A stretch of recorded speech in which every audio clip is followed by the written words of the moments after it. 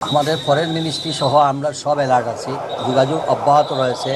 যদি এ ধরনের সিচুয়েশন হয়, যেভাবে সেফটি দিয়ে আমাদের নাগরিকদেরকে আমরা নিয়ে আসার সব ধরনের ব্যবস্থা আমরা চেষ্টা করে যাচ্ছি।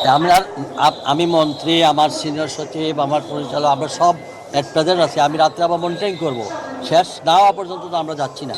আমরা যেসব ফ্লাইটে প্যাসেঞ্জার ক্যান্সেল হওয়াতে যারা আছে তাদেরকে আমরা অ্যাকোমোডেশন করেছি এবং স্টিল এখন পর্যন্ত আমরা যারাই ফ্লাইট ক্যান্সেল তাদেরকে আমরা তাদের থাকা খাওয়ার ব্যবস্থা এবং গন্তব্যস্থলে পৌঁছে দেওয়ারও আমরা সব ব্যবস্থা নিয়েছি।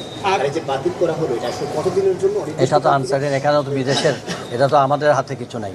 কারণ এখানে এয়ার যুদ্ধে যদি অন্যখান থেকে যদি তারা এয়ারক্রাফট না ছাড়ে তাহলে তো আমাদের কিছু করার নেই, আমরা অপেক্ষা করতে হবে। আমরা যোগাযোগ অব্যাহত আছে, আমাদের মিশনগুলোকেও বলে দেওয়া হয়েছে, আমাদের রাষ্ট্রদূতগুলোতেও বলে দেওয়া হয়েছে ওইখানে যদি কেউ প্রবাসে কেউ অ্যাফিডেভিট যাতে তারে সেফ জায়গায় নিয়ে আসা এবং আমাদেরকে বলা হয়েছে যে বিমানবন্দরে একটা ড্রোন হামলায় কয়েকজনের মধ্যে বাংলাদেশে 3 জন উইন্ডেড,